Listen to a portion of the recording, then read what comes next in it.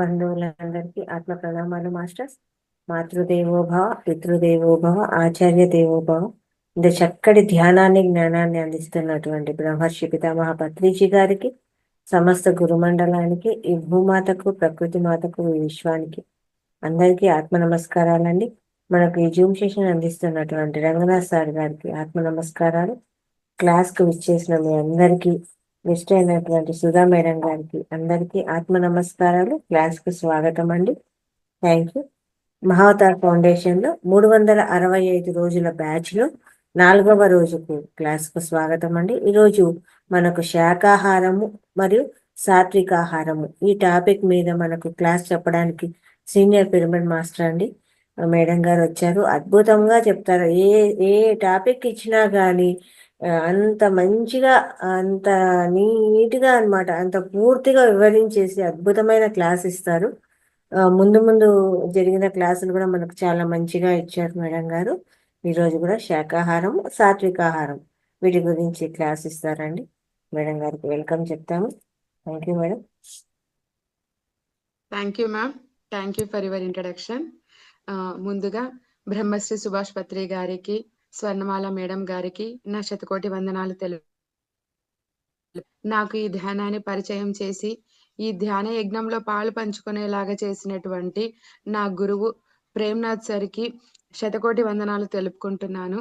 అలాగే thank you for the opportunity given by Mahavatar TV foundation team members అందరికీ కూడాను, రంగనాథ్ సార్కి, లలిత మేడం గారికి thank you so much ma'am. And ముందుగా ఇంకొకటి చెప్పాలి మేడం, మా మదర్ పేరు కూడా లలితానే, మీ పేరు కూడా లలితానే, మా పిరమిడ్ పేరు కూడాను లలితానే. అద్భుతం. So happy ma'am. మీ పేరు చూసినప్పుడల్లా కూడాను ఒక ఒక తెలియని ఒక happiness. Yes ma'am, thank you so much. Okay masters, ముందుగా మన టాపిక్ లోకి వెళ్ళిపోదాము. వెజిటేరియనిజం అంటే శాకాహారం గురించి, సాత్విక ఆహారం గురించి. మీరు చాలా చోట్ల సాత్విక ఆహారం గురించి తెలిసింటుంది. కాకపోతే నేను ఇంకొంచెం నాకు తెలిసిన కొన్ని ఇన్ఫర్మేషన్ నేను ఇవ్వాలనుకుంటున్నాను. ముందుగా భగవద్గీతలో కృష్ణుడు అర్జునుడికి భగవద్గీత చెప్పినప్పుడు అక్కడ 17వ అధ్యాయంలో ఆయన చెప్పారంట ఆహారం గురించి. ఏం చెప్పారు అంటే 3 రకాలు చెప్పారండి. ఒకటి సాత్విక ఆహారం, రాజసిక ఆహారము, తామసిక ఆహారము. సాత్విక ఆహారము అంటే గిన 3 ఆలండి: ఆయుష్, ఆరోగ్యం, ఆనందం.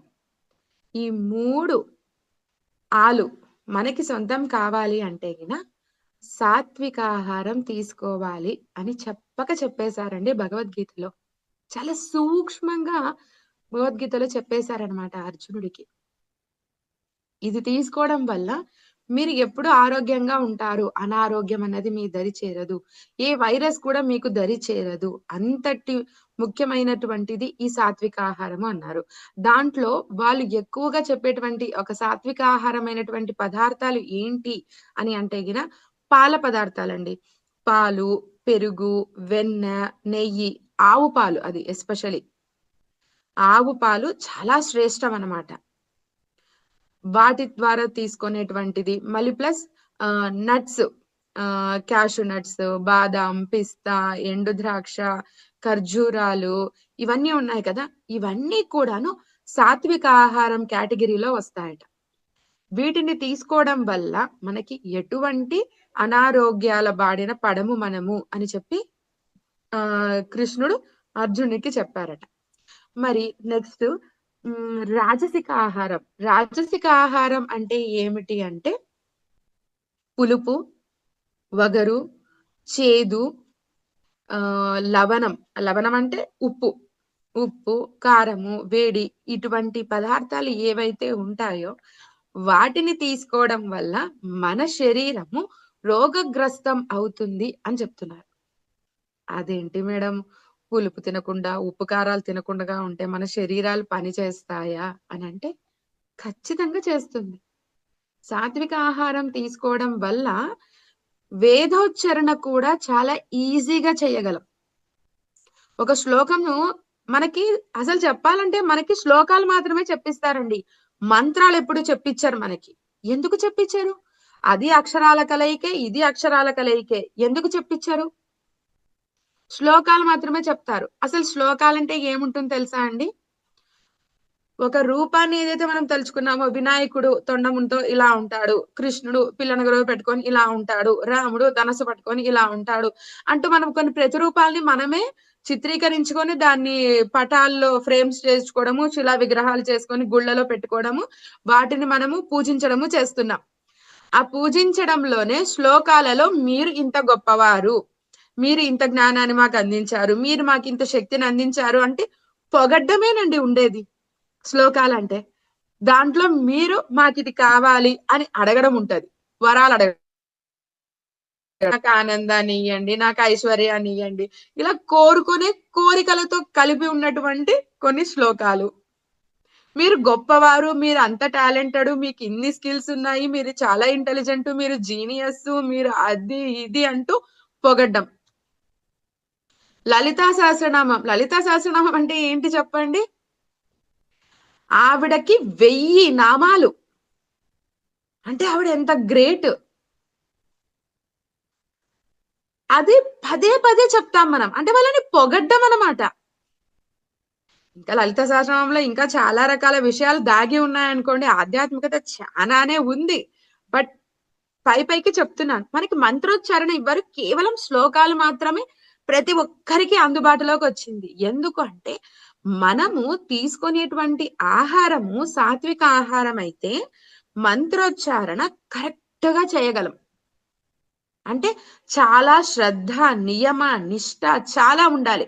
మంత్రంలోని ఒక్క అక్షరం కానీ, చిన్న ఒత్తులు పొల్లుపోయినా కూడాను సీన్ మొత్తం రివర్స్ అవుతది. మీరు చేసిన దానికి రివర్స్ అవుతది. ఈ రకంగానే మంత్రోచ్చారణ తప్పుగా చేయడం వల్ల ఇంద్రునికి సపోర్ట్ చేసేలాంటి పుత్రుడు కావాలి అని చెప్పి స్వాహ అని చెప్పడంలో ఒక్క మంత్రోచ్చారణలో ఒక్క అక్షరం పొల్లుపోవడం వల్ల ఇంద్రుని చేత చంపబడే కొడుకు పుడతాడు. అంత ఉందండి. అంటే మొత్తం సృష్టి రివర్స్ అయిపోతుందన్నమాట. అందుకని మనకి మంత్రోచ్చారణ ఇవ్వరు. కేవలం శ్లోకాల వరకే ఇస్తారు. మంత్రోచ్చారణ కావాలి అంటే గిన మళ్ళీ మనం ఒక పెద్ద పీఠాధిపతి దగ్గరికో, పెద్ద గురువుల దగ్గరికో వెళితే, మన యొక్క ప్రాబ్లమ్స్ ఏమనేమి చెబితే, దానికి తగ్గట్టుగా వాళ్ళు మంత్రాన్ని ఇచ్చి, అది కూడా ఎలా చాలా నియమ నిష్టలతోటి, శ్రద్ధతోటి, భక్తి శ్రద్ధలతోటి ఎక్కడ చేసుకోవాలి, ఎప్పుడు చేసుకోవాలి, ఎలా చేసుకోవాలి అంటూ చెప్పి మనతో చేయిస్తారు. అది కొన్ని రోజులే. 15 రోజులు కావచ్చు, 20 రోజులు కావచ్చు, 41 రోజులు కావచ్చు, అలా మండలము అని చెప్పేసి అలా కొన్ని రోజులే చేపిస్తారు. ఎందుకు అనంటే, మనకు తీసుకునేటువంటి ఆహారం ద్వారానే మన యొక్క శరీరం మన కంట్రోల్‌లో ఉంటుంది. మన యొక్క వాక్కు మన కంట్రోల్‌లో ఉంటుంది. మన యొక్క దృష్టి మన కంట్రోల్‌లో ఉంటది. మన యొక్క మన యొక్క నోటి మాట ప్రతీది మన కంట్రోల్‌లో ఉండగలుగుతుంది. మన పంచేంద్రియాలను మనము జయించగలుగుతాము ఎప్పుడైతే సాత్విక ఆహారం తీసుకోగలుగుతామో. అదే ఈ రాజసిక ఆహారాన్ని మనం తీసుకున్నామనుకోండి, మనలో అన్ని లక్షణాలు లేసి కూర్చుంటాయి. అన్నీ అవే రాజ్యమేలుతాయి. అందుకే రాజ్యమేలుతాయి. వాటిదే అప్పర్ హ్యాండ్. వాటి రాజ్యమే జరుగుతది. మన కంట్రోల్‌లో ఏమీ ఉండదు. అందుకని రాజసిక ఆహారము మన కంట్రోల్‌లో లేకపోవడం వల్ల మనకి అనారోగ్యాలొస్తాయి. ఎందుకంటే శరీరానికి కావాల్సినటువంటిది ఏదో మనం తెలుసుకోలేము. ఉప్పు, కారాలకి అలా కనెక్ట్ అయిపోతాం. నెక్స్ట్ తామసిక ఆహారం. దీని వల్ల ఎటువంటి బెనిఫిటు లేదు. ఒకవేళ మనము సూర్యరశ్మి ద్వారానో, లేక ధ్యానం చేయడం ద్వారా మనం ఏదైనా శక్తిని తెచ్చుకున్నామే అనుకోండి, మనము కాస్త జీవనాన్ని ఆరోగ్యంగా సాగదీస్తూ ఉన్నామనుకోండి, ఈ తామసిక ఆహారం కనక మన నోటి ద్వారా మన శరీరం లోపలికి వెళ్ళింది అంటే గిన అనారోగ్యమే కాదు, మన జీవాన్ని తీసేస్తుంది. మన ప్రాణశక్తిని బయటికి తోసేస్తుందనమాట. ఏంటిదది అంటే మాంసాహారము, ఆల్కహాలు, స్మోకింగు, ఇంకా ఎస్పెషల్లీ రెండు ఉన్నాయండి. అవి ఏంటిది అంటే ఆనియన్, గార్లిక్. మీరు చూడండి, పండగల రోజు దేవుడికి నైవేద్యం చేసేటప్పుడు అందులో ఆనియన్, గార్లిక్ వెయ్యము. మరి అందరి విషయం నాకు తెలీదు.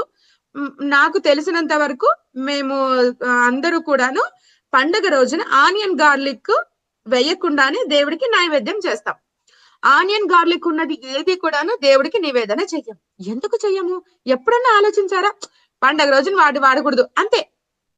దీన్ని ఎప్పుడైనా క్వశ్చన్ చేసుకున్నారా? ఈ ఆనియన్, గార్లిక్ అన్నది మన ఆధ్యాత్మిక ఎదుగుదలని ఆపేస్తుందట.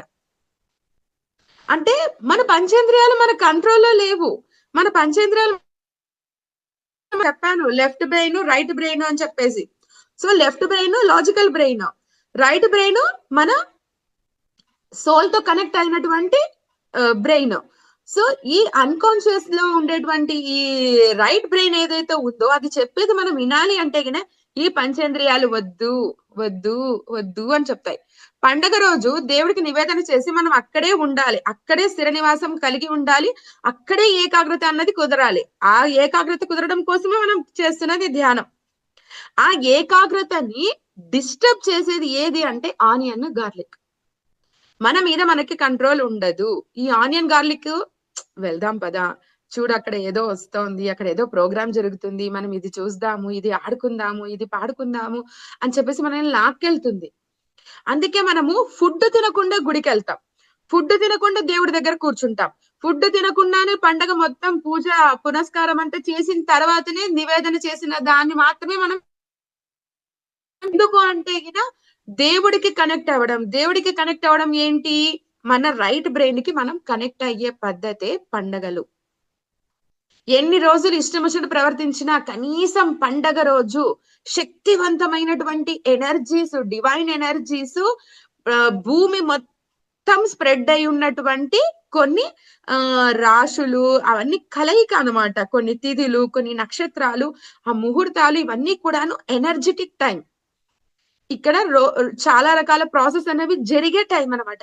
ఆ టైంలో మనము ధ్యాన స్థితిలో ఉన్నా, దేవుడికి దగ్గరగా ఉన్నా కూడాను ఆ డివైన్ ఎనర్జీస్ మన లోపలికి ఎంటర్ అయిపోతాయి.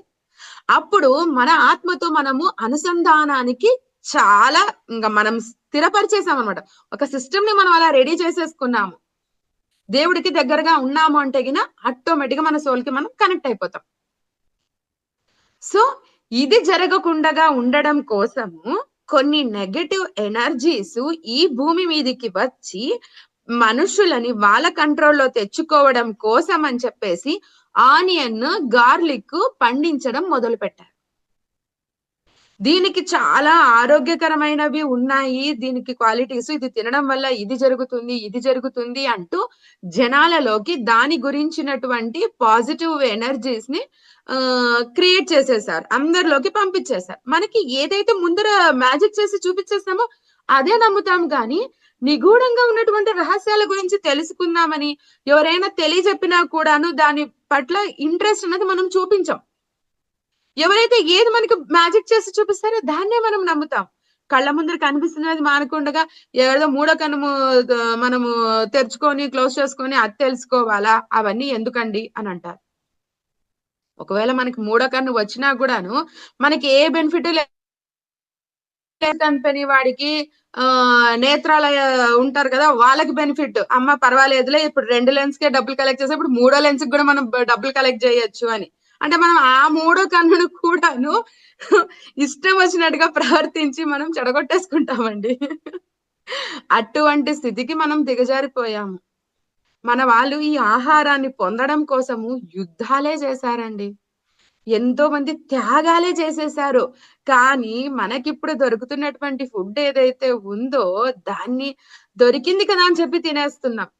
కాస్త నోటికి రుచి తగలగానే ఆ రుచి పెంచడం కోసము ఎన్నో జంక్ ఫుడ్స్ ఏవైతే ఉన్నాయో వాటిల్లో సోడియం అనేటువంటి ఒక కెమికల్ ని కలుపుతారు.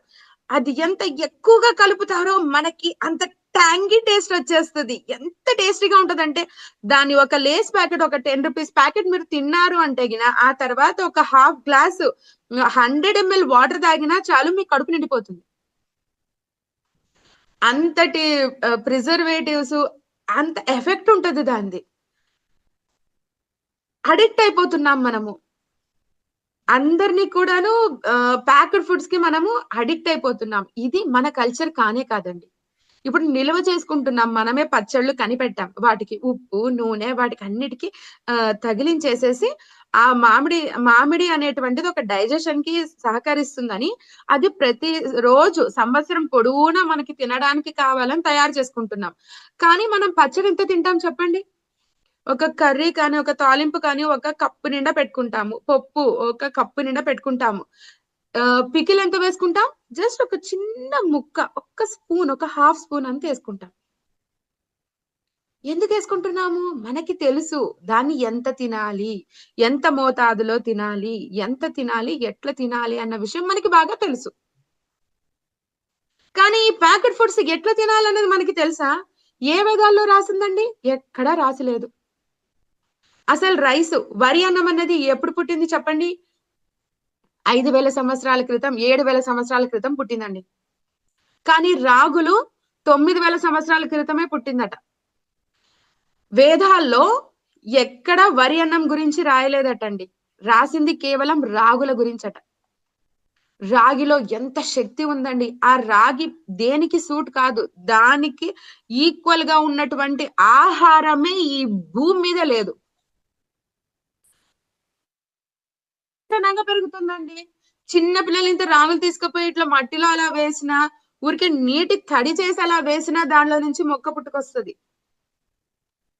అంత పవర్‌ఫుల్ అండి మన ఇండియా. రా మెటీరియల్‌కి పెట్టింది పేరు. ప్రతి రా మెటీరియల్ మన ఇండియాలో దొరుకుతది. ప్రకృతి సహజంగా పుట్టేటువంటి ఎన్నో రకాల కూరగాయలు, ఆకుకూరలు, పండ్లు, పూలు, ఎన్ని రకాల సుగంధ ద్రవ్యాలు ప్రతి ఒక్కటి ఇండియాకి సొంతం. ఇండియాకి పుట్టినిల్లది. కానీ వాటి యొక్క వాల్యూస్ మనం తెలుసుకోలేకపోతున్నాం. ఇంత చెప్తున్నాను నాకు తెలుసనా? నేను ఇప్పుడిప్పుడే తెలుసుకుంటున్నానండి వాటి వాల్యూస్. అందుకే చెప్పగలుగుతా ఉన్నాను. సో, తెలుసుకుందాము. ఇంకా ఇంకా వాటి గురించి పరిశోధనలు జరుగుతున్నాయి.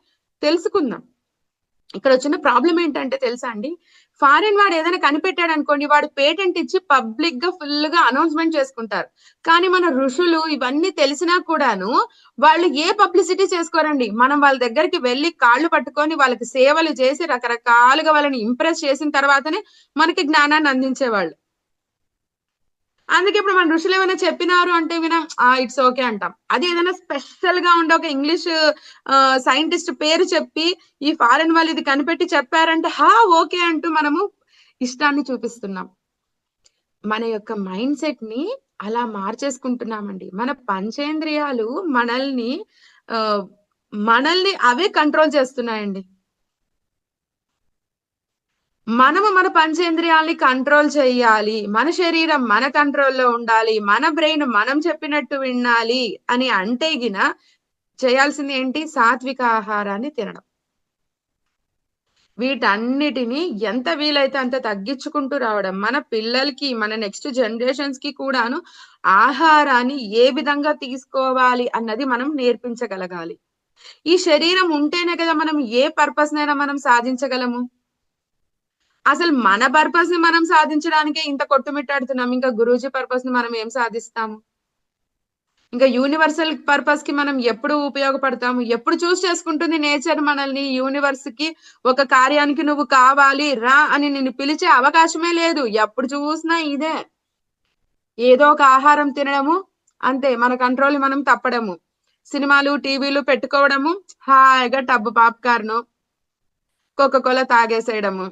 ఇంతకంటే లైఫ్‌లో ఏం కావాలి అని జెప్పేసి మనం పూర్తిగా హ్యాపీనెస్ అంటే కంఫర్ట్ జోన్‌కి మనము అడిక్ట్ అయిపోయినాం. ఇన్నేండ్లుగా నెసెసరీ ఐటెమ్స్ కోసమే మన వాళ్ళు చాలా కష్టపడేవారు. ఓకే. ఇది చెప్తూ పోతే ఇలాగే ఉంటుంది. తెలుసుకుందామండి నెక్స్ట్. తామసిక ఆహారం గురించి తెలుసుకున్నాం కదా! అలాగే రాజసిక ఆహారంలో ఉప్పు, పులుపు ఇవన్నీ చెప్పాం కదండీ! దాంట్లో కొన్ని tamarind, mango, lemon, buttermilk, even mustard కూడాను రాజసిక ఆహారం కిందకే వస్తుందంట. చూడండి. నెక్స్ట్ ఇంకా ఇక్కడ భగవద్గీతలో ఈయన ఏం చెప్తున్నారు అనంటే దోషరహితమైనటువంటి ఫుడ్ ని మనం తీసుకోగలగాలి. ఎలా? అది దానికి 3 శుద్ధీకరణలు చెప్పారు. ఒకటి పాత్ర శుద్ధి, పాక శుద్ధి, నెక్స్ట్‌ది పదార్థ శుద్ధి. ఓకే. పాత్ర శుద్ధి అంటే ఏంటి? మనం తినే ప్లేట్ కావచ్చు, వంట చేసేదానికి యూజ్ చేసే వెసల్స్ కావచ్చు. అది మన చేతిలో పని. మనం ప్రాపర్‌గా క్లీనింగ్ అన్నది చేసుకుంటాం. సో, ఒకటి చాలా ఈజీగా చేయగలం. నెక్స్టు పాకశుద్ధి. అంటే మన వాళ్ళు అప్పుడ్లో వంట చేయాలంటే కూడాను ఎంతో నీట్‌గా స్టవ్ కానీ అంటే అప్పుడు స్టవ్ కాదులెండి. ఇలా కట్టెల పొయ్యి అంటాం. అది దాని చుట్టూ కూడాను ముగ్గు వేయడము. ఆ! అలా ఒక భక్తి శ్రద్ధలతో వంటని స్టార్ట్ చేయడం. అంటే శుద్ధీకరణ అన్నమాట. చాలా నీట్‌గా ఆ పదార్థాలలో ఉన్నటువంటి దుమ్ము, ధూళి వాటన్నిటి చేసే పద్ధతులు కానీ, ప్రతీదీ వాళ్ళ చేతులతోనే వాళ్ళు తయారు చేసేవాళ్ళు. వాళ్ళే పండించేవాళ్ళు. వాళ్ళే ప్రిపరేషన్ చేసేవాళ్ళు. ఆ విధంగా నియమ నిష్టలతో చేసేవాళ్ళు. మడి కట్టుకొని కూడాను వంట చేయడం అనేది ఉండేది. సో, ఇప్పుడది ఇంపాసిబుల్. ఎందుకంటే మనం మడి కట్టుకొని వంట చేయడం అన్నది చాలా దూరంగా వచ్చేసాం మనం ఆ యొక్క సిస్టమ్‌కి. నెక్స్ట్‌ది పదార్థ శుద్ధి. పదార్థ శుద్ధి అంటే మనం యూజ్ చేసే పదార్థాలు. అంటే మన సరుకులు, కూరగాయలు, ఆకుకూరలు. సరే వీటిని శుద్ధి చేయడానికి మనదేముంది కడిగేస్తే పోతుందా అంటే కాదు. పదార్థ శుద్ధి అంటే ఏంటి అంటే గిన ఆ పదార్థాన్ని నువ్వు కొనాలి. దానికి డబ్బులు వెచ్చించాలి. ఆ డబ్బులు నువ్వు ఎలా సంపాదిచ్చావు?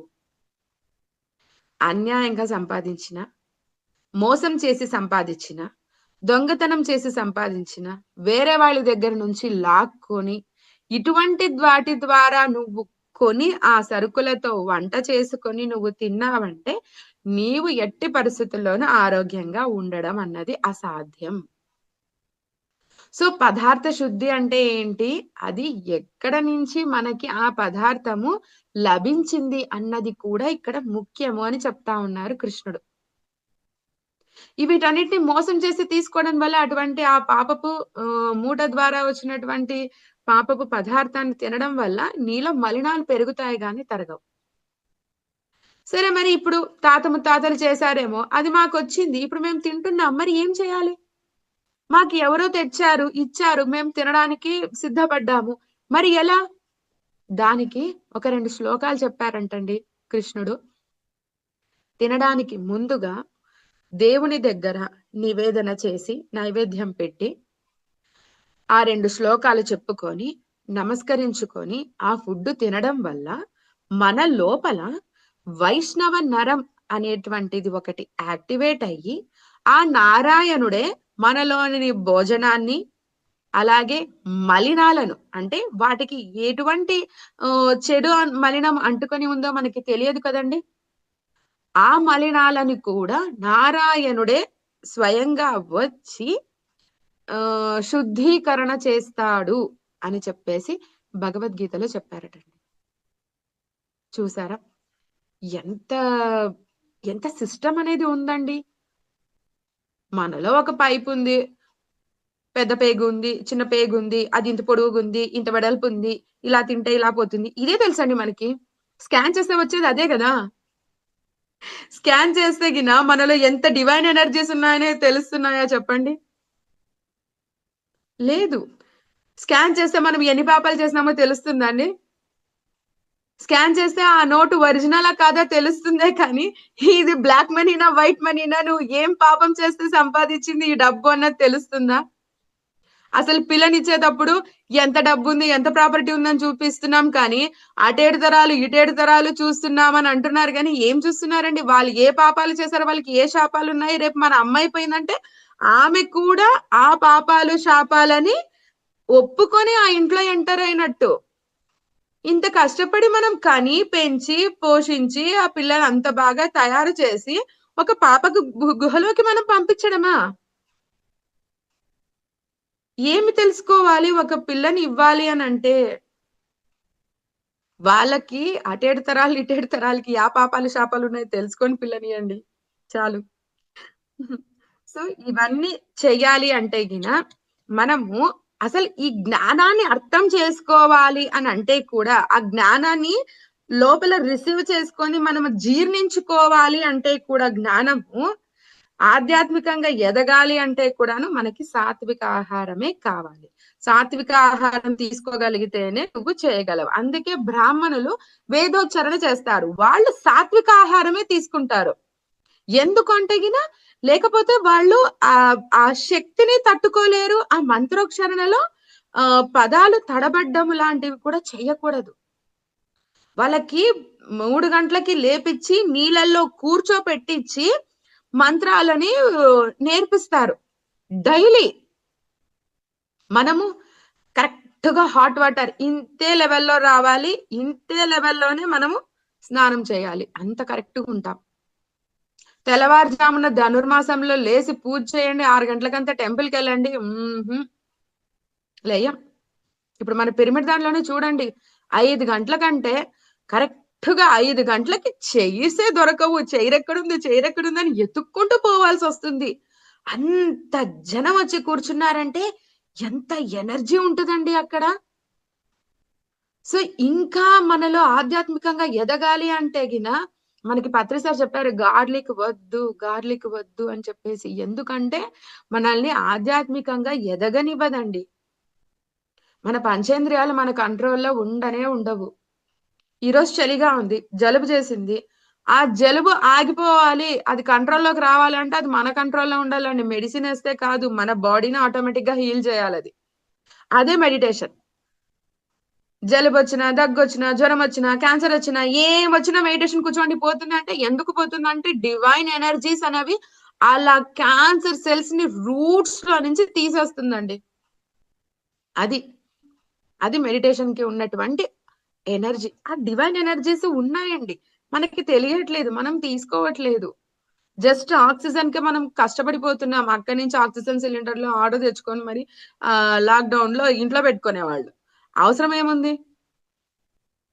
ప్రాణాయామం చేస్తే చాలు, ధ్యానం చేస్తే చాలు. అన్నిటికీ చెక్మేట్ అంటే మెడిటేషనే. మేడం టైం అయింది, ఇంకేదైనా చెప్పచ్చా? నాది లైవ్ ఎక్స్పీరియన్సెస్ ఉన్నాయి, అవి అయినా చెప్పచ్చా? ఓకే మేడం, తీసుకోండి. ఓకే. ఎంతసేపు సాత్విక ఆహారం తినండి అందరూ చెప్తున్నదే మేడం, మీరేం కొత్తగా చెప్తున్నారు అంటే నా లైఫ్ లో జరిగినటువంటి ఎక్స్పీరియన్సెస్ కూడా చెప్తానండి. మా పెద్దమ్మ వాళ్ళ అబ్బాయి ఇంట్లో నుంచి వెళ్ళిపోయాడు. ఇంతకు ముందు కూడా అలాగే జరిగింది. అప్పుడు నేను అక్కడ ఉన్నాను. వాళ్ళు నువ్వేదో ధ్యానం చేస్తే అది ఇది అని అన్నారు కదే, మాకు చేపిచ్చు, నువ్వు ధ్యానం చెయ్యనంటే నేను ధ్యానం చేశాను. వాళ్ళని ధ్యానం కూర్చోపెట్టాను. సో వితిన్ అక్కడ నేను ఉండంగానే ఈరోజు సాయంత్రం చేయించాను అంటే ఓవర్ నైట్ లో ఆ అబ్బాయి దొరికాడండి. సో మళ్ళీ ఇప్పుడు కూడా ఆ అబ్బాయి మిస్ అయ్యాడు. నువ్వు ధ్యానం చేసినావా ఆ రోజు, వాడు మాకు దొరికాడు, ఇప్పుడు కూడా నువ్వు ధ్యానం చెయ్యి దొరుకుతాడని. నేను ధ్యానం చేసినందుకు దొరకలేదమ్మా, మీరు కూడా ధ్యానం చేశారు కాబట్టి మీ సంకల్పం ఫలించింది, వాడు దొరికాడు, మీరు చేయాలి ధ్యానము అంటే వినలేదు. కంటిన్యూస్ గా నాకు ఫోన్ కాల్స్ అందరితోటి, మా పేరెంట్స్ తోటి, రిలేషన్స్ తోటి, అందరితోనూ రికమెండేషన్ అయిపోయింది. సరే అని చెప్పేసి నేను ధ్యానం కూర్చున్నాను. నాకు వచ్చిన మెసేజ్ కి ఆవిడకి ఫోన్ చేశాను. చూడు పెద్దమ్మ, మీరు ఏదో నాన్ వెజ్ కి సంబంధించిండేది ఫుడ్ తీసుకుంటా ఉన్నారు, నాకు అదే మెసేజ్ వచ్చింది. మీరు అది మానేస్తే వాడు ఖచ్చితంగా దొరుకుతాడు అని చెప్పాను. మేమెందుకు తీసుకుంటామే, మేమెందుకు తింటాము, అట్లంతా చెయ్యము. కానీ పెద్దయ్య మాత్రము లాక్డౌన్ లో కరోనా వచ్చింది కదా, అందుకని డాక్టరు ఎగ్గు తినమని చెప్పాడు. ఆయన ఎగ్గు తింటున్నారు. అయినా ఎలా తింటారనుకుంటున్నావు? బయటికి వెళ్ళి ఎగ్గు తినేసి వస్తారు, ఇంటి లోపలికి వచ్చి డైరెక్ట్ గా వెళ్ళి తలస్నానం చేసేసి వస్తాడు. అంతేకాని మేము చెయ్యము, మేము తినము అంట. అవునా, సరే అంటే ఆయన అట్లా ఆయన చేస్తే ఏముంది, నేను కోరుకుంటున్నాను నా కొడుకు ఇంటికి రావాలని చెప్పేసి. మీ పెద్దయ్యతో ఏం సంబంధం ఉంది, నేను కోరుకుంటున్నాను. సరే, పెద్దయ్య జాబ్ చేసి వచ్చి, నేను జాబ్ చేసి నేను సంపాదించిండేది కదా, ఆ శాలరీ మొత్తం నేనే తినేస్తాను నీకు ఈను అని అంటే నువ్వు ఒప్పుకుంటావా అని. లేదు లేదు, అదెట్లా కుదురుతుంది, అది కుటుంబానికి అంతటికీ పెట్టాల్సిందే సంపాదన కదా. ఎలా అయితే తను సంపాదించినది కుటుంబం అంతటికి అది సంబంధించిందో, అలాగే వాళ్ళు ఒక పాపం అన్నది చేసినారంటే అది కుటుంబం మొత్తానికి చేరుకుంటుంది అని చెప్పాను. అవునా సరే అని చెప్పేసి నేను మాన్పిస్తాను అని చెప్పింది. తెల్లవారుజామున 3 గంటలకే లేసి నువ్వు ధ్యానం చేయాలి అన్నాను. ఆవిడకి అలారం కూడా అవసరం లేకుండాగా కరెక్ట్‌గా 3కి లేసి ధ్యానం కూర్చొనేదంట. ఈ విధంగా నేను చెప్పిన తర్వాత వితిన్ 3 డేస్‌లో ఆ అబ్బాయి దొరికాడు. చూడండి. మనం ఊరికే వెజిటేరియనిజం అని అంటా ఉన్నాము. ఎంత శక్తి ఉంది చూడండి. ఒక జీవిని మనము చంపి తినడం వల్ల మన యొక్క శక్తిని పెంచుకోవడం కాదు, మన యొక్క శక్తిని ఇంకొంచెము కుషించి కుంగిపోయేలాగా చేస్తా ఉన్నాం మనము. ఇదే రకంగా ఒక ఎక్స్‌పీరియన్స్ జరిగింది. నా ఫ్రెండ్ తను ఆల్రెడీ ధ్యానంలో ఉంది. ధ్యానం చేస్తా ఉంది. ఒకరోజు వాళ్ళ తను వైకుంఠ ఏకాదశి ఉంటే చెప్పింది. నేను నాన్ వెజ్ కాదు అసలు ఈరోజు వంటనే చేయటం లేదు. నేను ఉపాసం ఉంటున్నాను. ధ్యానం చేసుకుంటా ఉన్నాను. ఫుడ్ చేయనని చెప్పింది. కానీ ఆ అబ్బాయి నైట్ వచ్చిన తర్వాత ఆ అబ్బాయికి కోపం వచ్చేసి బయట నుంచి ఫుడ్ తీసుకొని వచ్చి తిని తన్ని కొట్టాడు. ఆ అమ్మాయికి కోపం వచ్చేసి ధ్యానం కూర్చోయింది. నా తప్పు లేదు. నేను చెప్పాను. నేను ఈరోజు ఫుడ్ చేయట్లేదు. ఈరోజు వైకుంఠ ఏకాదశి. మేము ధ్యానం చేసుకుంటాము అని చెప్పాము. అయినా గూడా నన్ను తప్పు పట్టాడు నా హస్బెండ్. సో, తన తప్పు తాను ఒప్పుకోవాలి. అంటే ఆ అబ్బాయి తన తప్పు ఉన్నా లేకున్నా ఆ అబ్బాయి ఎట్టి పరిస్థితిలోను సారీ చెప్పే నేచరే కాదనమాట. అట్లాంటి యాటిట్యూడ్ ఉన్న అబ్బాయి. ఆ అమ్మాయి ఇమ్మీడియేట్‌గా ధ్యానం కూర్చోయింది. ఎంతసేపు ధ్యానం కూర్చోయిందంటే, ఎర్లీ మార్నింగ్ 6:00కి వాళ్ళ హస్బెండ్ వచ్చి లెయ్యి అని లేపిస్తే అప్పుడు లేసిందంట. ఆ అమ్మాయి ఏమని థాట్ పెట్టిందంట, నా హస్బెండ్ తానే వచ్చి నాకు సారీ చెప్పాలి. అప్పటి వరకు నేను ధ్యానం చేస్తాను అని చెప్పేసి ధ్యానం కూర్చొనేసింది. శక్తి ఎలా వచ్చిందో తెలీదట. కంటిన్యూయస్‌గా ఫుల్ నైట్ ఎర్లీ మార్నింగ్ 6:00 వరకు అలాగే ధ్యానం కూర్చోయిందంట. ఆ అబ్బాయి వచ్చి ఐయామ్ సో సారీ నువ్వు చెప్పావు. కానీ నేనే ఎందుకో అలా ప్రవర్తించేసాను. ఐయామ్ సో సారీ అన్నారంట. ఆ రోజు ఆ అమ్మాయి సంకల్పం పెట్టుకుందంట. నా హస్బెండ్ వచ్చి నాకు సారీ చెప్తే గిన నేను వెజిటేరియన్‌గా మారతాను అని చెప్పాను. ఆ అమ్మాయి మళ్ళీ ఇమ్మీడియేట్‌గా గూడా నాకి ఫోను చేసి చెప్పలేదు. ఈ వైకుంఠ ఏకాదశి నుంచి నెక్స్ట్ ఇయర్ వచ్చే వైకుంఠ ఏకాదశి వరకు వెయిట్ చేసి తను వెజిటేరియన్‌గా ఉండగలనా? లేదా? నేనెక్కడైనా మళ్ళీ టెంప్ట్ అయి నాన్ వెజ్ తింటానేమో అని చెప్పేసి 1 ఇయర్ తన్ని తాను టెస్ట్ చేసుకొని వైకుంఠ ఏకాదశి రోజు నాకు ఫోను చేసింది. సుధా ఇది జరిగింది. నేను 1 ఇయర్ అయ్యింది నాన్ వెజ్ తినలేదు. అదే అండి పవర్. ఇది ఎవరో చెప్తే వచ్చేది కాదు. మనకు ఆటోమేటిక్‌గా వస్తుంది. నువ్వు వెజిటేరియన్‌గా ఉండు అని ప్రతి ఒక్కరికి చెప్పనక్కర్లేదు. ధ్యానం చేస్తే ఆటోమేటిక్‌గా వెజిటేరియన్స్‌గా మారిపోతారు.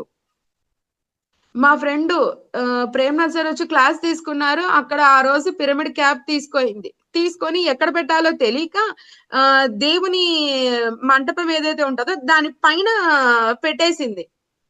6 మంత్స్ అయింది. నాన్ వెజ్ తినాలనిపించట్లేదంట. ఆల్కహాల్ కూడా టచ్ చేయలేదంట. పార్టీస్‌కి కూడా పోలేదంట. నైట్ పార్టీస్‌కి. ఆ గ్రూప్‌లో నుంచే ఎగ్జిట్ అయిపోయినారంట వాళ్ళు. వచ్చి నన్ను గొంతు పట్టుకొని అరుస్తుంది. "ఏం చేసావు నువ్వు? ఏం చేసావు నువ్వు? మేము తినట్లేదు, తాగట్లేదు. నీ వల్లే. ఇదంతా నీ వల్లే" అని అరుస్తుంది. నేనేం చేశానండి, నేను అస్సలు నోరు తెరిచి ఒక్కరోజు కూడా చెప్పలేదు. మీరు శాకాహారం మారండి. మీరు ధ్యానం చెయ్యండి. ఇలా తినకూడదు, ఇది చెయ్యకూడదు అని నేను ఎప్పుడు చెప్పలేదు వాళ్ళకి. కేవలం ధ్యానంకి రండి అని మాత్రమే చెప్పా. వాళ్ళలో వచ్చిన మార్పది. 6 నెలల తర్వాత వాళ్ళకర్థమైంది. ఈ క్యాప్ ఇక్కడ పెట్టడం వల్లనే ఇలాంటివన్నీ జరిగింది. ఇప్పటి వరకు కనీసం అంటే 2 ఇయర్స్ అయిపోయిందండి. వాళ్ళ ఇంట్లో నాన్ వెజ్జే వండలేదు. పిల్లలు కూడా అడగట్లేదట. ఇంకా ఇలాగే మా అపార్ట్మెంట్‌లో ఒక నైబరు, "సుధా ఎప్పుడు ప్రతి 3 డేస్ వన్స్ మేము నాన్ వెజ్ చేయాలి. ఇప్పుడెందుకో ఇంట్లో పిల్లలు కూడా అడగట్లేదు సుధా. 10 డేస్ అయినా కూడా ఎవరు కావాలి అని అడగట్లేదు. అసలు పూర్తిగా మానేస్తున్నాము. ఒక్కోసారి 20 డేస్ కూడా అయిపోతా ఉంది. అప్పుడు పీక్కొని తినేవాళ్ళం సుధా. ఇప్పుడు ఎందుకో అసలు తినాలనే అనిపించట్లేదు. నువ్వేమో చేసినావు సుధా." నేనేమి చేయలేదు. నేను కేవలం రండి పిరమిడ్‌కి మెడిటేషన్ చేయండని మాత్రమే నేను వాళ్ళకి చెప్పిండేది.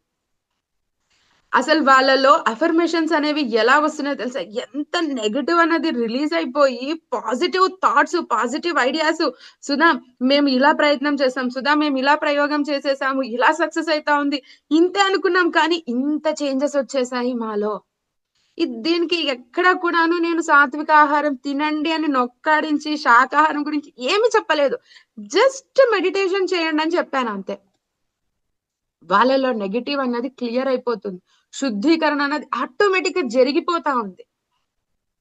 ఈవెన్ ఇప్పుడు ఎవరైతే వాళ్ళ హస్బెండ్ నేను శాకాహారిగా మారతాను, ఆయన సారీ చెప్తానన్నారో, ఆ అమ్మాయి వాళ్ళ అత్తగారింటికి వెళ్ళినప్పుడు డెలివరీ టైం తను ప్రెగ్నెంట్. కానీ ఇంట్లో వాళ్ళందరికీ నాన్ వెజ్ చేసి పెట్టింది. తర్వాత తనకి కాంప్లికేషన్స్ వచ్చేసాయి ప్రెగ్నెన్సీలో.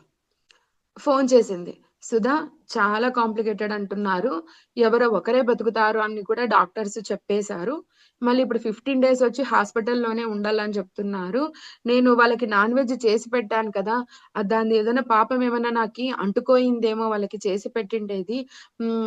ఏం జరుగుతుందో అని భయంగా అనిపిస్తుంది. నువ్వేమీ అనుకోవద్దు. నువ్వు ఏది చేసినా కూడాను ఏమంటాం మనము ఆత్మార్పణం అంటారు కదా! అట్లా ధ్యానానికి అర్పితం అని చెప్పి చెయ్యి. ఎన్నో రకాలుగా ఎంతమందికో నువ్వు ధ్యాన ప్రచారం చేశావు. ధ్యాన ప్రచారం చేసినటువంటి ఆ ఎనర్జీ ఏదైతే ఉందో అదే నిన్ను కాపాడుతుంది అని చెప్పాను. 15 డేస్ హాస్పిటల్‌లో ఉన్నారు. ఎవ్వరు అసలు ఏ పేషెంట్‌ని కూడా ఆ విధంగా ప్రెగ్నెంట్ ఉమెన్స్ 15 డేస్ హాస్పిటల్‌లో ఉండమనరు. అంత కాంప్లికేటెడ్. ఎప్పుడైనా నీకు బ్రేక్ అవ్వచ్చు, బేబీ బయటికి రావచ్చు అని చెప్పేసి 15 డేస్ పెట్టారట. కానీ నేను చెప్పినట్టుగా ఆవిడ ధ్యానం చేసుకోవడము, భూమికి కనెక్ట్ అవ్వడము, భూదేవికి. ఆ విధంగా చేస్తూ, చేస్తూ, చేస్తూ ఇప్పుడు పుట్టాడు ఆ పిల్లోడు ఉన్నాడండి.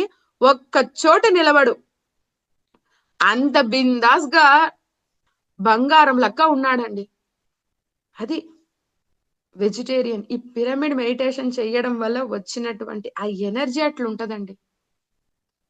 అందుకే ఈ పిరమిడ్ మెడిటేషన్‌లోకి మనం కనెక్ట్ అవ్వాలి అంటే కూడాను మనకి ఆహారం కూడా సహకరించాలి. ఎప్పుడైతే ఈ తామసిక ఆహారం తీసుకుంటామో మనలో కోపం ఆటోమేటిక్‌గా పెరుగుతూ ఉంటదంట. మనలో మండుతూ ఉంటది లోపల. కడుపులో మంట, మెదడులో నుంచి ఏ పని చెయ్యనివ్వదు. ఆలోచన దారి తప్పుతుంది. ఆవేశం పెరిగిపోతుంది. తన కోపమే తన శత్రువు. ఖచ్చితంగా మనలో కోపాన్ని, ఉద్రేకాన్ని పెంచుతూ ఉన్నప్పుడు మనం ప్రశాంతమైనటువంటి ఆలోచనలు చేయలేము. రిలేషన్‌షిప్స్ దెబ్బతింటాయి. రిలేషన్‌షిప్ దెబ్బతిన్నాయంటే ఏముంది? అంతే. ఫస్ట్ పడేదే మనకి వచ్చే ప్రాబ్లమ్ అనారోగ్యం. దానికి ఎంత డబ్బులిచ్చినా, ఎవడు వచ్చి నీకు ఎన్ని సేవలు చేసినా, ఎంతమంది డాక్టర్లు ఏమి చేసినా సరే నీ ఆరోగ్యం బాగు అవ్వదు. ఒక్కసారి ఒక గాజు గ్లాస్ ఆర్ బాటిల్‌ని కింద వేసాము అంటే అది ఎప్పటికీ అతుక్కోలేదు. కానీ దాన్ని కూడా జయించే శక్తి ధ్యానానికుంది. అందుకే పిరమిడ్ మెడిటేషన్ చేయాలి. ఇది చెయ్యాలి. మనకసలు పిరమిడ్‌కి వెళ్ళాలి, ధ్యానం చెయ్యాలి అని అనిపిచ్చాలి అంటే, ఆ లేజినెస్ ఫీలింగ్ రాకూడదు. ఎప్పుడైనా మనం ధ్యానం కూర్చోడానికి సిద్ధంగా ఉండాలి అంటే, సాత్విక ఆహారము మనకి ఒక మంచి అవకాశం. అదొక ప్లస్ పాయింట్. ఒక యాడ్ ఆన్ అన్నమాట అది. ఒక రీచార్జ్ అది. ఎప్పటికప్పుడు మనల్ని మంచి దారి వైపు మళ్లించడానికి సాత్వికాహారం చాలా అంటే చాలా ఉపయోగపడుతుంది. అదే భగవద్గీతలో కృష్ణుడు అర్జునుడికి చెప్పిండేదట. సో, మీరు కూడా సాత్విక ఆహారానికి ప్రయత్నం చేయండి. తెలుసుకోండి. ఇప్పుడు రకరకాల ప్రోగ్రామ్స్ ప్రతి చోట జరుగుతా ఉన్నాయి. ప్రతి చోట మనం ఎటువంటిది తినాలి, ఎటువంటిది తినకూడదని చెప్తూ ఉన్నారు. దీనికి గవర్నమెంటు ఆ రెస్ట్రిక్షన్ చేయొచ్చు, ఈ రెస్ట్రిక్షన్ చేయొచ్చు అని మీకు అనిపిస్తుంది. బట్ చెయ్యలేరండి. మన జనాభా ఏ 10,000 ఏ 30,000 లేదండి. కొన్ని కోట్లల్లో ఉంది. అంతమంది కోట్ల ప్రజల్ని హ్యాండిల్ చేయాలి అంటే అంత సాధ్యం కాదండి. 10 తలల రావణాసుడు లెక్క మోడీ గారికి గూడాను 10 తలలు ఉండాల్సే వస్తుందనమాట. సో, ఒక ఆహ్, ఇదేమంటారు ఒక స్టేట్‌కి ఒక తలకాయ ఆయన పెట్టుకున్నా కూడాను హ్యాండిల్ చేయడం అన్నది అంత ఈజీ కాదు. ఏదైనా కూడా మన లోపల నుంచి రావాలండి. మనం మంచిగా ఉన్నామనుకోండి ఆటోమేటిక్‌గా గవర్నమెంట్ నేచరే మనకి సహకారం అనేది అందిచ్చేస్తుంది. సో, మన వంతు ప్రయత్నంగా మనం ఏం చేద్దాము? సాత్విక ఆహారాన్ని లోపల తీసుకునే దానికి ప్రయత్నం చేద్దాం. Okay masters. Thank you masters. Madam. Thank you ma'am. చాలా అద్భుతంగా వివరించారు. ఇప్పటికీ యెస్. ఎన్నో కూడా శాకాహార క్లాసులు జరిగింటాయి ఈ సాత్వికాహారం గురించి. కానీ ఒక కొత్త కాన్సెప్ట్ భగవద్గీత నుంచి తీసుకొని వచ్చి ఇలా చెప్పడం అనేది మీరేం చేశారేమో. భగవద్గీతలో కృష్ణుడు ఇలా కానీ కాన్సెప్టే అదే అనమాట, అక్కడి నుంచే వచ్చేసింది. చాలా అద్భుతంగా వచ్చిందండి. Thank you very much. అసలు అద్భుతం, చాలా బాగా చెప్పారు. ఏ ఆహారంలోకి ఏమేమి వస్తాయి, సాత్వికాహారం ఏమొస్తుంది, తమో గుణము రజోగుణం ఏ దాంట్లో ఏది ఉంటుంది, అద్భుతంగా వివరించారండి. ఓకే మాస్టర్స్, ఏమన్నా డౌట్స్ ఉంటే ఇందులో లేదా మేడం చెప్పిన కాన్సెప్ట్ మీద కానీ మాట్లాడేవాళ్ళు హ్యాండ్ రైజ్ చేయండి మాస్టర్స్.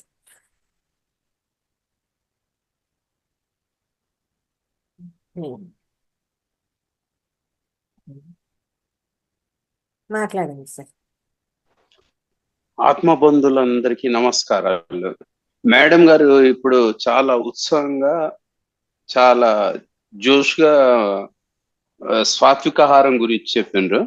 ఈ చాలా మందికి తెలిసినే, కానీ ఇందులో ఒక మేడం చెప్తుంటే ఏమైందంటే, ఆమె చెప్తుంటే రామాయణంలో వాల్మీకుడు నారదుడు పట్టుకొని అప్పుడు అడుగుతాడు, నువ్వు చేసే పాపాలు మీ వాళ్ళు తీసుకుంటారో ఇంటికి వెళ్ళి అడుగు పిల్లల్ని అడుగు అంటారు. అప్పుడు ఎవరు ఒప్పుకోరు అన్నట్టు. అదే మీరు చెప్తుంటే అదే గుర్తుకొచ్చింది. చాలా బాగుంది మేడం, ధన్యవాదాలు. Thank you sir, thank you so much. Thank you madam. ఇంకా మాస్టర్స్ ఎవరన్నా మాట్లాడతారా?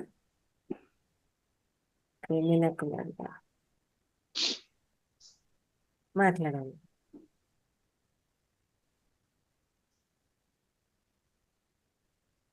నమస్తే మేడం. చాలా ఎక్సలెంట్ గా చెప్పారు మేడం సాత్వికాహారం గురించి.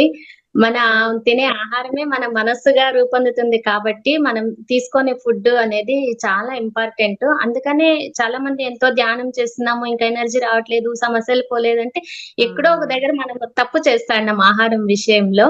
కాబట్టి ఇది ఆహారము అన్నది చాలా ఇంపార్టెంట్ సాధకులకు అన్నది చాలా చక్కగా తెలియజేశారు మేడం. తర్వాత మనకి మనకు మామూలుగా అది ఆనియన్ గార్లిక్ రెండు నిషిద్ధంగానే ఉంటది. కానీ పత్రిసారు మనకి ఆనియన్ ఎందుకు నిషిద్ధంగా చెప్పలేదు మేడం? దీని గురించి కొంచెం నాకు అది తెలియదు కానీ అండి, గార్లిక్ సార్ ఎందుకు వద్దన్నారు దాని విశ్లేషణ ఎప్పుడు ప్రతిసారి ఇచ్చారనమాట. ఈవెన్ మష్రూమ్ కూడాను సార్ వద్దు అని చెప్పారు. అది అంటే అది వెజిటేరియన్ లోకి రాదు, ఒక ఫంగస్, అది ఒక ఫంగస్ నుంచి ఫామ్ అయినటువంటిది అది. సో మనం జస్ట్ ఒక ఫంగస్ నుంచి తీసుకునేది ఏది అంటే ఒక కర్డ్ మాత్రమే మనము ఏమంటాం దాని ఫర్మెంటేషన్ సంథింగ్ ప్రాసెస్ అంటే ఒక బ్యాక్టీరియా నుంచి మనం గుడ్ బ్యాక్టీరియాని జనరేట్ చేస్తున్నాం పెరుగు, అది మాత్రమే మనం తీసుకుంటున్నాం ఇప్పటి వరకు. ఈ మష్రూమ్ అన్నది మన ఆహారంలో లేదండి, ఇప్పుడు ఈ మధ్య రీసెంట్ గా వచ్చినటువంటిది.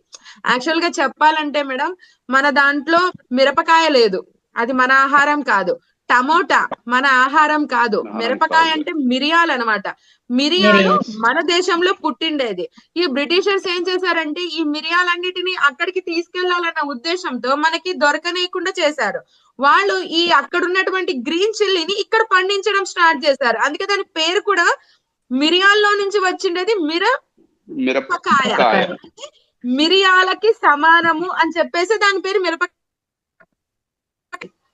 మిరపకాయ. టమోటా కూడా మనది కాదు, ఫారెన్ అక్కడ బ్రిటిషర్స్ ఇక్కడ తీసుకొచ్చి పండించినటువంటిది టమోటా. ఈవెన్ టీ కావచ్చు, కాఫీ కావచ్చు, ఇవన్నీ కూడా మన సాంప్రదాయంలో, మన ట్రెడిషన్ లో, మన లొకాలిటీలో పండేది కాదండి, అది వాళ్ళు తీసుకొచ్చింది.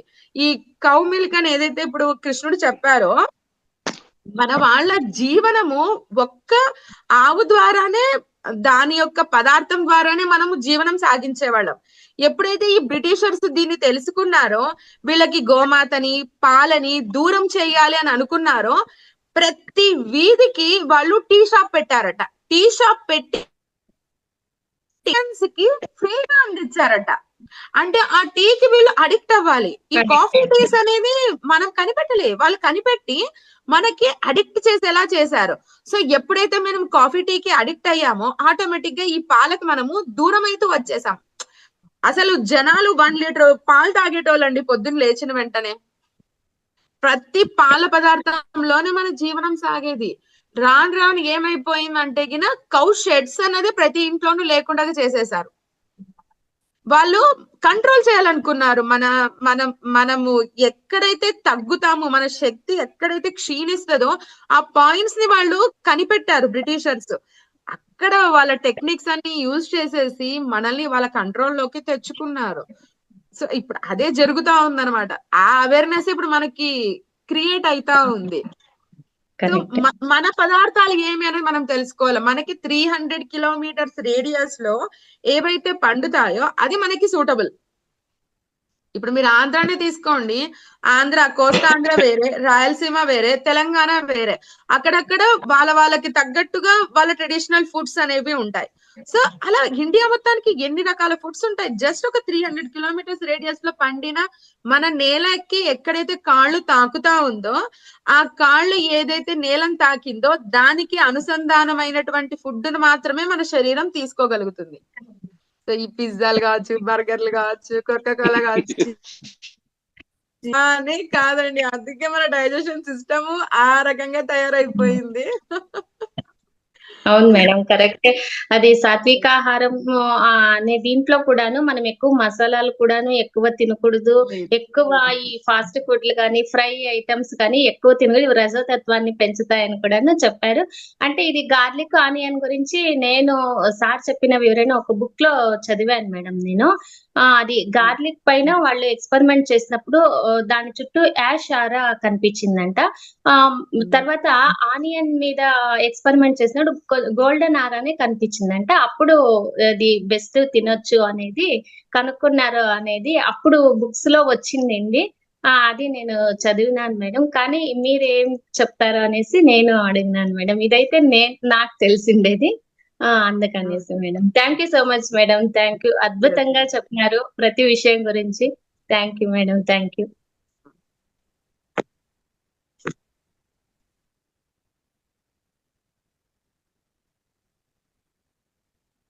మాట్లాడండి సుష్మా గారు, మాట్లాడండి. నమస్కారం మేడం. చాలా నమస్తే బాగా మేడం. చెప్పారు మేడం గారు. నేను ఈ ప్రశ్న వేయొచ్చో వేయకూడదో నాకు తెలీదు. అయితే చెప్పండి చాలా మేడం. ఇంప్రెస్ అవుతున్నాను మేడం నేను ఈ ఆహారం విషయంలో. అంటే నాన్ వెజ్ తినకుండా ఉండాలి ఇలా అని బాగా ఉంది. కానీ మాకేంటంటే మా ఇంట్లో ప్రతి ఒక్క దేవుడికి నాన్ వెజ్ పెట్టడము, కోళ్ళు కోయడము ఇవి మాకు సాంప్రదాయంగా వచ్చేసింది. దీన్ని ఎలా అవాయిడ్ చేయగలం మేము? మేడం దానికి ఏమైనా సంకల్పం సొల్యూషన్? పెట్టుకోండి మ్యామ్. సంకల్పం పెట్టండి, యూనివర్సల్ కి పెట్టండి. మా నుండి ఏ ఒక్క జీవి కూడాను బాధపడకూడదు. అంతే. యూనివర్సల్ వర్క్ అది. మనం ఏ రకంగా కోరుకుంటే యూనివర్స్ మనకి సహకరిస్తుంది అని ఒక చిన్న టెక్నిక్ తెలుసుకున్నారనుకోండి, అదే పెట్టండి. మీరు మీ యొక్క చేతులతో దాన్ని అవాయిడ్ చేయలేకపోతున్నారు. మీ మైండ్ తో మీరు అవాయిడ్ చేయలేకపోతున్నారు. కొన్ని అవాయిడబుల్ సిచ్యుయేషన్స్ అన్నవి ఏర్పడతాయి. ఆటోమేటిక్ గా అందరూ వద్దు అని అంటారు. ఏదైనా జరగచ్చు. నెక్స్ట్ రేపు ఏం జరుగుతుందో మనకి ఎవరికీ తెలియదు. సో మా జస్ట్ ఒక చేతులతో నేనే యూనివర్సల్ చేయాల్సి థాట్ వస్తుంది మేడం. పెట్టేయండి అంతే. మీరు కూర్చోండి. మీరు హయ్యర్ ఎనర్జీ ఉన్నటువంటి టెంపుల్స్ కానీ, పిరమిడ్స్ కానీ మీకు నియర్ బై ఎక్కడైనా ఉంటే గిన వెళ్ళి కూర్చోండి. నా ద్వారా కానీ, నా కుటుంబం ద్వారా కానీ ఈ భూమి మీద ఏ ఒక్క జీవికి కూడా ప్రాణహాని జరగకూడదు అని చెప్పి థాట్ రిలీజ్ చేయండి అంతే. రేపు మీరు వండుతానంటే కూడాను అవి ఏమి మీ ఇంట్లోకి రావు. మీ ఇంట్లో వాళ్ళే వద్దని చెప్పేస్తారు. యూనివర్స్ కి మంచి చేస్తాము అంటే యూనివర్స్ ఎప్పుడు మీతోనే ఉంటదండి. ఒక్క అడుగు ముందుకేయాలి. ఒక్క థాట్ రిలీజ్ చేయండి చాలు. ఒకసారి ప్రయత్నం చేసి చూడండి. మళ్ళీ మీరే ఫోన్ చేస్తారు, చేస్తాను. మేడం మేము మానేసాం మేడం అని. లలిత మేడమే ఉన్నారు రెడీగా. మీరు వెయిట్ చేస్తారు మేడం మీకోసము. మీ ద్వారా అందరికి ఓకే మేడం. షేర్ అవ్వాలి ఎక్స్పీరియన్స్. మీలాంటి ఎంతమంది ఉంటారు కదా మేడం. అవాయిడబుల్ చాలా సిచ్యుయేషన్స్ మంది ఉన్నారు మేడం మనం గ్రూప్ లో. ఏం మన చేయలేం. గ్రూప్ లో ఇదొక్కటే మేడం సమస్య. ఇది బాగా పెద్ద సమస్య మాకు. ఏది కాదు సాంప్రదాయం మేడం. అయితే మెడిటేషన్ ఏది చేయండి, అది చిన్న చేయలేకపోతున్నాం. సమస్య అయిపోద్ది. నేను గ్రూప్ లో ఒక మెసేజ్ పెట్టాను చూడండి మేడం. శాకాహారం గురించి, మాంసాహారం గురించి గ్రూప్ లో ఆల్రెడీ షేర్ చేయడం జరిగింది. 109 మాస్టర్ చెప్పారనమాట. ఏమి అంటే నాన్ వెజ్ గురించి ఒక వీడియో ఉందన్నమాట. క్వశ్చన్ అడిగారు ఒక యాంకరు. దాని గురించి ఒక వీడియో కూడా షేర్ చేయడం జరిగింది అనమాట. ఆ వీడియో చూడండి, మీకు ఆన్సర్ వచ్చేస్తుంది. చూసాను. అది ఒక యోగి గారు తను చెప్పారు కదా. కోడి అంటే చూసాను. ఏంటి, మేక అంటే ఏంటి, అవి ఏంటి, బలి ఇవ్వమన్నారు అంటే బలిని ఇస్తే బలివ్వమన్నది మనలోని అది కోడి బలి లాంటి బలి కోరికలు. ఇవ్వాలి. కానీ బలి ఇచ్చేసినాక మళ్ళీ ఇంటికి ఎందుకు తెచ్చుకోవడం? మీరు ఏం చెప్పారు? బలి ఇస్తామని చెప్పారు, అక్కడ ఇచ్చేసారు, అయిపోయింది. మళ్ళా దాన్ని విన్నాను. తెచ్చుకోవడం ఎందుకు, వండడం ఎందుకు? ఒక వీడియో చెప్పారు. ఇంకోటి, మన లోపల ఉన్న గుణాలను బలి ఇవ్వమన్నారే కానీ ఒక ఆకారాన్ని తెచ్చి కాదు అనేసి ఆయన చెప్పాడు అనమాట. అసలు అడిగిండేది ఒకటి, మీరు అర్థం చేసుకునేది, భగవంతుడు అడిగింది ఒకటి, ఇక్కడ అర్థం చేసుకునేది అనమాట. ఒకవేళ ఇచ్చారు అనుకుందాం, ఇచ్చేసి అక్కడే వదిలేసేయాలి కదా, భగవంతునికి ఇచ్చేయాలి కదా. ఆహా, కాదనమాట, మళ్ళీ మనం తెచ్చుకుంటారు అనేసి ఆయన చెప్పాడు అనమాట. అది కూడా ఉంది. అది పూర్తి విశ్లేషణ చేసుకుంటే అన్నింటికి ఆన్సర్ వచ్చేస్తుంది అనమాట మీకు. అది క్రూరముఖం కూడా చెప్పారు మేడం తను. అది కాబట్టి ఆ దాంట్లో చాలా మీనింగ్ ఉంది, చాలా అర్థం ఉంది. ఏంటి అనేది కానీ ఇట్లా అడాప్ట్ అయిపోయారు కదా, దీన్ని ఎలా మార్చాలి, ఒక్కదాంతో సాధ్యమవుతుందా? ధ్యానం చేస్తూ ఉండండి, తినాలని బుద్ధి పుట్టదు. అట్లా మన వాళ్ళు చాలా మంది ఉన్నారు మన గ్రూప్ లో. అలా చేస్తూ చేస్తూ ఉంటే చెయ్యాలి అనిపించదంట, తినాలి అనిపించదంట. వాళ్ళ ఎక్స్పీరియన్స్ వాళ్ళు చాలా మంది షేర్ చేశారు. ఇంకా కడుపు సహించదంట, కడుపుకు అది ఇష్టంగా తీసుకోవాలని అనిపించదంట. చేస్తూ ఉంటే వాళ్ళకే ఆ ఫీలింగ్ వచ్చేస్తుంది. మీరు ఇప్పుడే వచ్చారు కాబట్టి స్టార్టింగ్, ఇంకా ఒక 41 days క్యాలెండర్ మీద నోట్ చేసుకోండి మీ ధ్యాన మేడం నేను ఉండగలను, కానీ ఆ సాంప్రదాయాన్ని నేను ఎలా చేయగలను అంటే ఆపడం అవేర్నెస్ అంటే మన వల్ల వచ్చేస్తుంది. అవుతుంది. చెప్తున్నారు కదా, విశ్వానికి థాట్ రిలీజ్ చేస్తే మీకు ఆన్సర్ అక్కడి నుంచే వచ్చేస్తుంది అనమాట. వాళ్ళందరికీ కూడా ప్రకృతి చూసుకుంటుంది, విశ్వం చూసుకుంటుంది. కాబట్టి కొన్ని ఏమంటాము, మనకు తెలియకుండానే కొన్ని మార్పులు జరిగిపోతూ ఉంటాయి కదా. అవి వచ్చినప్పుడు షాక్ అవుతుంటాం అనమాట, అరే ఏంటిది అనేసి. అలాంటిది ఏదో ఒకటి జరుగుతుంది, జరగకుండా ఉండదు. అయితే ఆ థాట్ అనేది రిలీజ్ చేయాలి, అదే ఆలోచనలతోనే ఉండాలి. యద్భావం తద్భవతి కదా.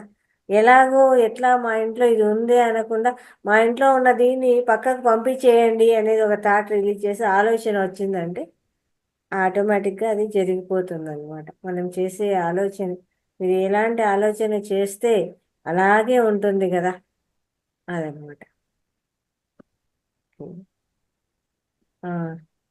అజిత గారు, నమస్తే మేడం. నమస్తే. ఇప్పుడు మేము ధ్యానం చేస్తున్నాము, మేము ధ్యానం చేస్తున్నాము, మేము మటన్ నాన్ వెజ్ అనేది తినకుండా ఉంటున్నాము. ఓకే, మగవాళ్ళు ధ్యానంలో కూర్చోమంటే అంత తొందరగా వినట్లేదు కూడా. మా ఇంట్లో ఇప్పుడు సుష్మా కూడా మా ఫ్రెండే.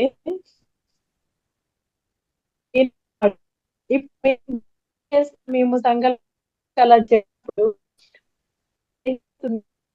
నాకు అడుగుదాం అనుకుంటున్నారు, అది అడగలేకపోయాను.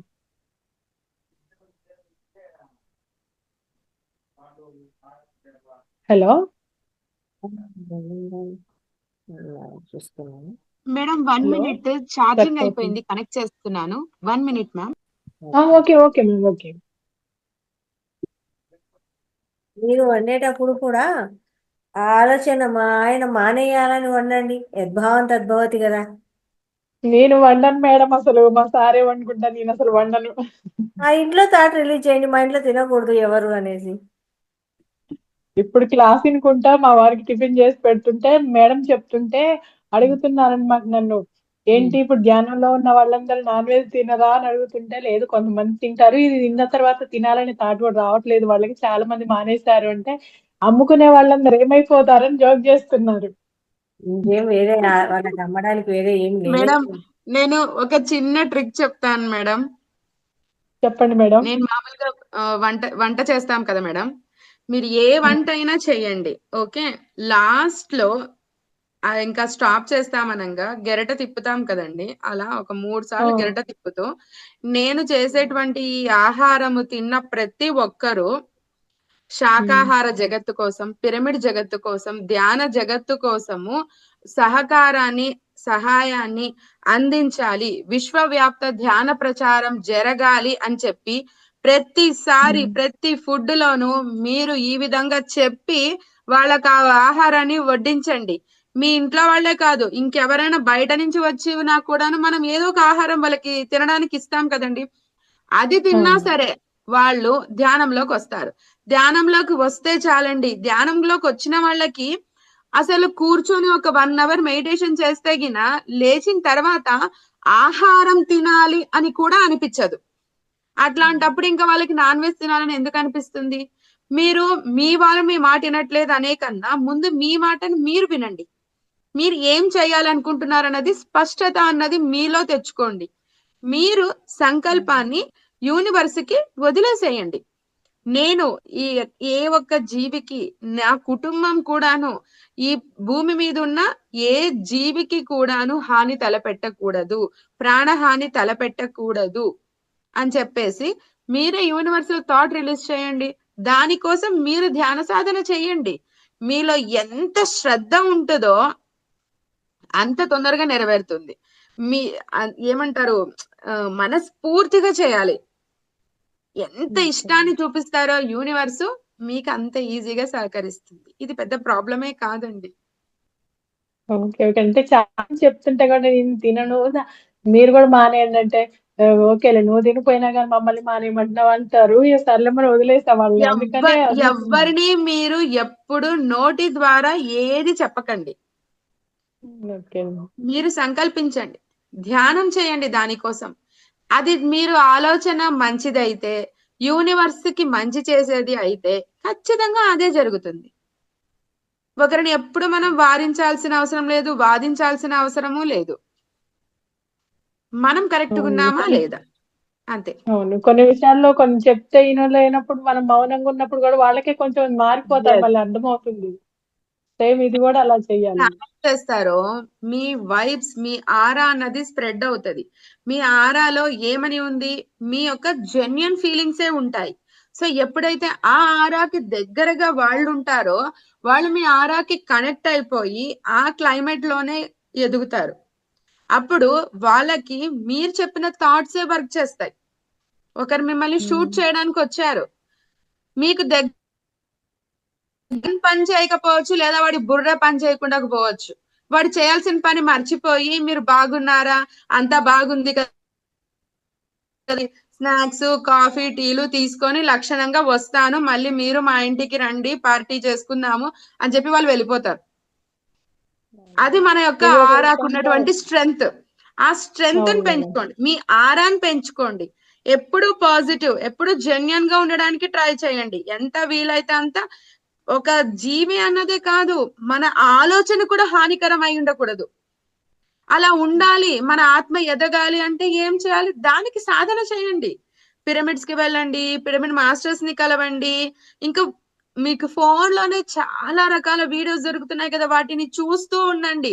ఆ గ్రూప్ కాన్షియస్ కి కనెక్ట్ అయిపోతూ ఉండండి. అలా మిమ్మల్ని మీరు ఒకే ట్రాక్ లో నడుపుతూ, మిమ్మల్ని మీరే ఉత్తేజపరుచుకుంటూ, మిమ్మల్ని మీరే ఎదుగుదలకి ప్రయత్నం చేశారు అంటే గిన ఆటోమేటిక్ గా నేచర్ మీకు హెల్ప్ చేస్తుంది. అవును మేడం, నా విషయంలో ఒకటి జరిగింది మేడం. ఒక పర్సన్ అంటే ఒక దగ్గరికి వెళ్ళేటప్పుడు మాకు నెగిటివ్ ఉన్నోళ్ళు అంటే మాకేమంటుండదు, వాళ్ళకి కొంచెం ఇబ్బందిగా అట్లా అనిపిస్తుంది. సరే అక్కడికి వెళ్ళి ఆలోచించి ఇక్కడికి నుంచి మంచి హ్యాపీగా వెళ్తున్నాం, అక్కడికి వెళ్ళాక వాళ్ళని చూస్తే మళ్ళీ ఏమో అనిపించింది. కానీ అక్కడికి వెళ్ళిన తర్వాత పాజిటివ్ థింకింగ్ తోటి వెళ్ళాను. సేమ్ వాళ్ళు నేను ఎక్స్పెక్ట్ చేయలేదు వాళ్ళు అలా నాతో మంచిగా మాట్లాడతారని. కానీ అలా ఎంత కూల్, ఫస్ట్ టైం చూసాను నేను ఇలా మాట్లాడారా వీళ్ళైనా. ఇంత ముందు 2-3 సార్లు చూస్తే ఇలా నెగిటివ్ గా ఉన్న వాళ్ళు ఏంటి ఇంత బాధిస్తున్నా అంటే నా థింకింగ్ నేను ఎలా అంటే ఓకే ఈ రోజు మంచిగా ఉంటారు వాళ్ళు అన్న ఆలోచన ఉంది నాకు మనసులో. అక్కడికి వెళ్ళాక సేమ్ అదే జరిగింది మేడం. అప్పటి నుంచి నేను అదే థింక్ చేస్తాను, ఏదైనా సరే నెగిటివ్ ఆలోచన వచ్చినా దాన్ని పాజిటివ్ తీసుకొని చూద్దాము, మనకేం తప్ప ఇబ్బంది లేదు కదా అన్నట్టు. అందుకే సార్ చెప్పింది నో జడ్జ్మెంట్. ఒక మనిషిని కలుస్తున్నానంటే జడ్జ్మెంట్ చేసేస్తాం, అబ్బా వీడు వస్తాడు ఇప్పుడు మనల్ని తల తినేస్తాడు కదా, అదంటాడు కదా, ఇదంటాడు కదా అని చెప్పేసి మనము అదే మైండ్ సెట్ తోటి వాడు ముందర పోయి నిలబడతాం, అదే జరుగుతుంది. కానీ ఒక మనిషి వచ్చి నిలబడ్డాడంటే వీడిని ఈ రోజే, నాకు ఈ జన్మ తీసుకున్న తర్వాత ఈ రోజే ఫస్ట్ టైం వీళ్ళని కలిశాను అనేలాంటి మనస్తత్వం వచ్చే వరకు మీరు ధ్యాన సాధన చేయండి అంటారు. మీ ఆత్మ ఎంత ఎదగాలంటే ఒక మనిషి వచ్చి నిలబడితే గిన వాడి పాస్ గుర్తుకు రాకూడదు మనకి. ఇప్పుడే మొదటిసారి కలిసినప్పుడు ఎట్లుంటుంది, ఒక ఫ్రెష్ మైండ్ ని కలిస్తే ఎలా ఉంటుందో అలా స్ట్రేంజర్ లాగా వాళ్ళని చూడాలి. అటువంటి మనస్థితి మనకి ఎదుగుదల అన్నది రావాలి ఆత్మలో అని చెప్తా ఉన్నారు. No judgment, no expectations, no complaints. ఆ నేను విధంగా చాలా ఉండాలి. అంటే ఎవరికైనా ఏదైనా ఉన్నా వాళ్ళు అడిగితే ఓకే ఇది బాగుందా ఇలా చేశారంటే, నేను టీచింగ్ ఫీల్డ్ లో ఉంటాను, వర్క్స్ అవి ఇలా బాగుందా అంటే అదేం తప్పున్నా నేను చెప్తామా బాగా చేశారు ఇంకా మంచి చెయ్యాలి అని చెప్పి, అంటే ఎలా పాజిటివ్ గానే చెప్తాను తప్ప ఇది నీకు రాదు నీకు ఎన్నిసార్లు చెప్పాలి నేను నీకు రాదు కానీ అట్లా జడ్జి చేయను. ఎందుకంటే వాళ్ళకి రాదు, ఇంట్రెస్ట్ పోతుంది. అలా ఏంటంటే అది తప్పున్నా కానీ ఓకేమ్మా చేశారు బాగుంది ఇంకా ఇట్లా చేస్తే ఇంకా బాగుంటది అలా చెప్తాను. ఎక్కడ నెగిటివ్ గా మాట్లాడటం కానీ మీరు అట్లాంటివి కానీ పాజిటివ్ వేలోనే ఉన్నారు, మీరు టీచింగ్ చేస్తా ఉన్నారు. చూడండి రేపు మీరు కూడా వెజిటేరియనిజం గురించి ఫుల్ గా టీచింగ్ చేసేస్తారు. Hope for the best ma'am, you can do it definitely. Thank you ma'am. Yes ma'am. Thank you madam. చాలా అద్భుతంగా జరిగాయి క్వశ్చన్ అండ్ ఆన్సర్స్ కూడా. అందరికీ కూడా ఒక మంచి ఐడియా వచ్చేసి ఉంటుంది దీని మీద ఎలా మారాలి అనేసి. అది మారాలి అనేది కాదు, అది చేస్తూ ఉంటే ఆ మార్పు వచ్చేస్తుంది ఆటోమేటిక్గా. Thank you madam. ఇంత చక్కగా మాకు శాకాహారం గురించి, అందులోనూ సాత్వికాహారం గురించి అద్భుతంగా వివరించారు. మీ ఓన్ ఎక్స్పీరియన్సెస్ కూడా ఇందులో షేర్ చేయడం జరిగింది. రియల్గా జరిగినవి అన్నీ కూడా చాలా అద్భుతంగా ఉన్నాయండి. Thank you very much. Thank you ma'am. Thank you so much.